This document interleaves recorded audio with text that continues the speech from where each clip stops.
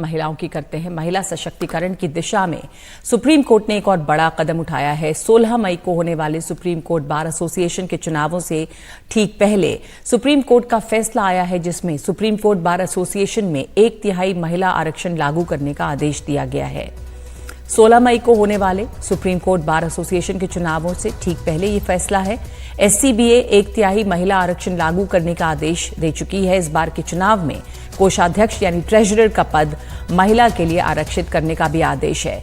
Supreme court में justice Suryakant और justice केवी विश्वनाथन की पीठ ने बीडी कौशिक के मामले में कोर्ट के पुराने फैसले को स्पष्ट करते हुए निर्देश दिए हैं। पीठ के निर्देश के मुताबिक सुप्रीम कोर्ट बार एसोसिएशन के कोषाध्यक्ष का पद महिला के लिए आरक्षित रहेगा। इसके अलावा एसोसिएशन की कार्य समिति में 9 में से 3 सदस्यों के जो पद हैं वो महिलाओं के लिए रिजर्व रहेंगे। इस आदेश का परिपालन पहली बार 16 मई को होने वाले सुप्रीम कोर्ट बार एसोसिएशन के चुनाव में किया जाएगा। तो आपको सुनाते हैं चीफ जस्टिस ने क्या कहा इस पर।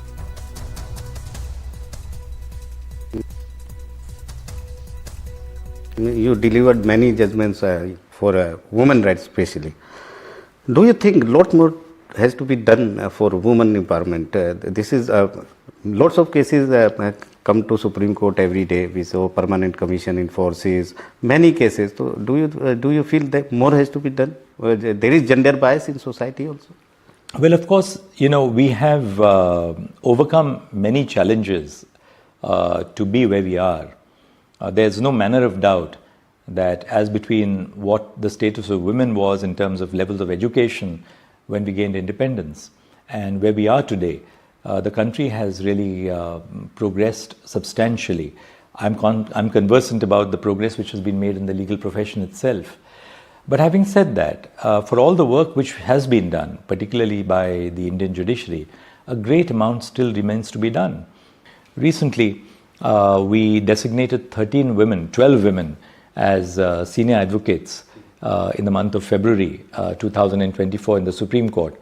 From independence through to 2024, we had about 13 women who had been designated as senior counsel. So we have had at one go an almost equivalent number of women who have come to the fore. तो अदालतों में जो महिलाएं हैं उनकी स्थिति इस समय क्या है? कहा जाता है कि अभी भी कानून के पक्ष में, कानून के गलियारों में महिलाओं को वो जगह नहीं मिली है। कुछ आंकड़े हम आपको दिखाना चाहते हैं। इसके पहले कि हम इस पर चर्चा करें, हमारे साथ 2 मेहमान मौजूद हैं। मशहूर वरिष्ठ वकील सुप्रीम कोर्ट की कामिनी जायसवाल और डॉक्टर ऋतु भारद्वाज भी हैं, जो पूर्व सह कोषाध्यक्ष रही हैं एससीबीए यानी सुप्रीम कोर्ट बार एसोसिएशन की। आप दोनों का बहुत स्वागत है। इसके पहले कि मैं इस पर चर्चा करूं, कुछ आंकड़े दर्शकों के सामने रख दूं कि जो सबऑर्डिनेट अदालतें हैं यानी कि जो सिविल कोर्ट्स हैं उसमें करीब 30% महिला न्यायिक अधिकारी हैं और कुल 17 लाख वकीलों में सिर्फ 15% महिलाएं हैं। राज्यों की जो बार काउंसिल है उसमें तो बस 2% हैं महिलाएं और बार काउंसिल ऑफ इंडिया में एक भी महिला नहीं है। हाई कोर्ट के 788 यानी कि 788 जजों में बस 107 महिलाएं हैं। देश के 25 हाई कोर्ट्स में एक भी महिला चीफ जस्टिस इस समय नहीं है। पंजाब और हरियाणा हाई कोर्ट और मद्रास हाई कोर्ट में सबसे ज्यादा जजेस महिला जजेस हैं, 13 और 13 है दोनों जगह पे संख्या। दिल्ली हाई कोर्ट दूसरे नंबर पे है, 10 वहां पे महिला जज हैं।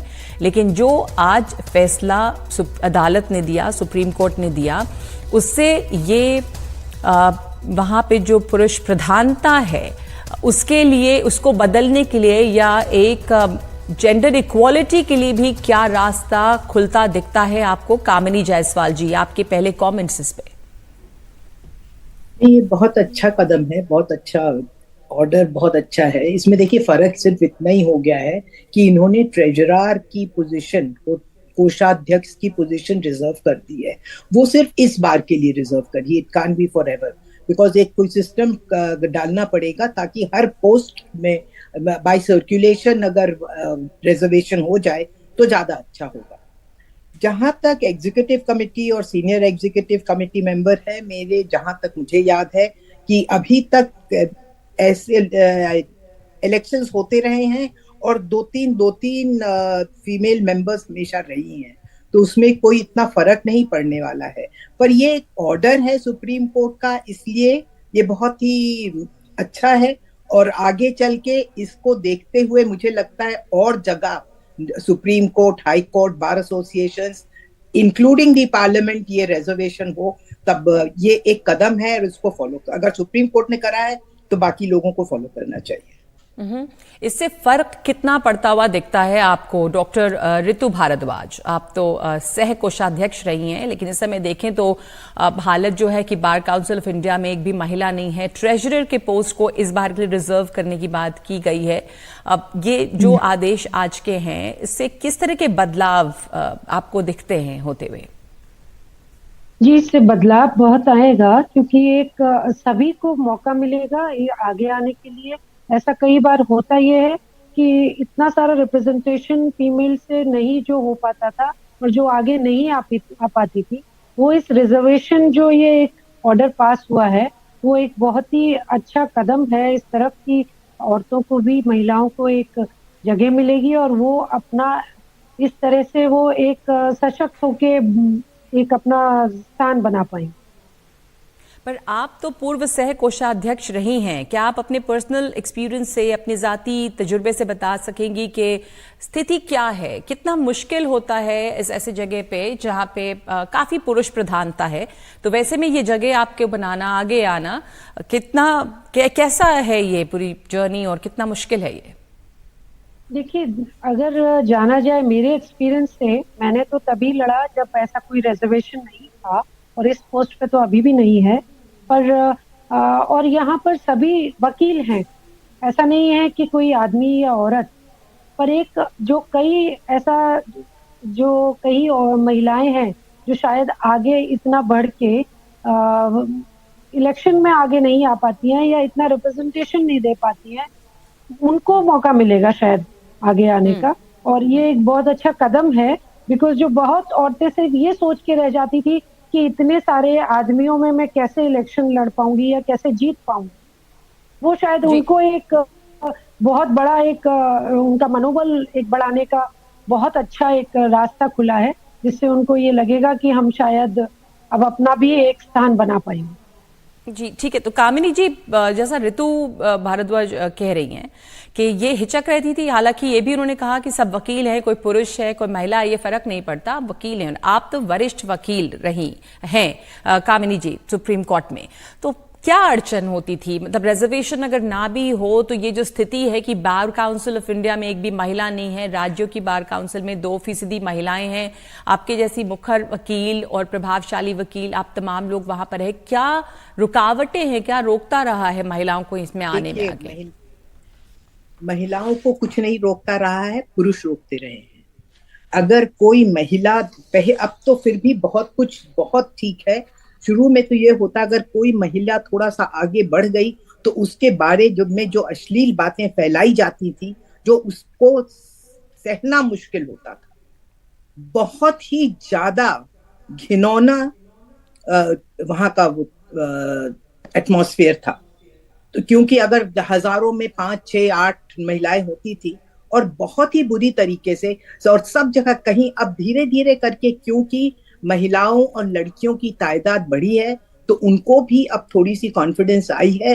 अब वो लोग इतनी जल्दी, और ये सेक्सुअल हैरेसमेंट का लॉ भी आ गया है, तो इसलिए अब थोड़ा सा ठीक हो गया है। पर सुप्रीम कोर्ट में इतना वो नहीं। अब देखिए, बार काउंसिल एक ऑफिस है, इंस्टीट्यूशन है जो वकीलों को डिसिप्लिन करता है, वहां पर रिजर्वेशन होना बहुत जरूरी है।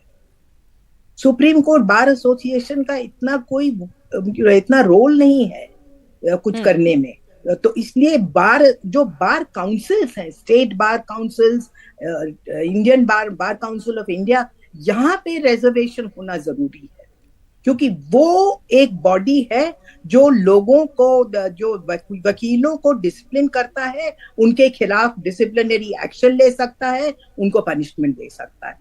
वो एक बहुत जरूरी बॉडी है जहां पे रिजर्वेशन होना। मैंने तो यही कहा कि यहाँ से एक शुरुआत हुई है, अब ये शुरुआत है, ये आगे चल के सुप्रीम कोर्ट ने ये कहा है तो बार काउंसिल्स को तो इससे लेना चाहिए एग्जाम्पल, और बार काउंसिल्स को इमीडिएटली रेगुलेशन डाल देना चाहिए रिजर्वेशन का।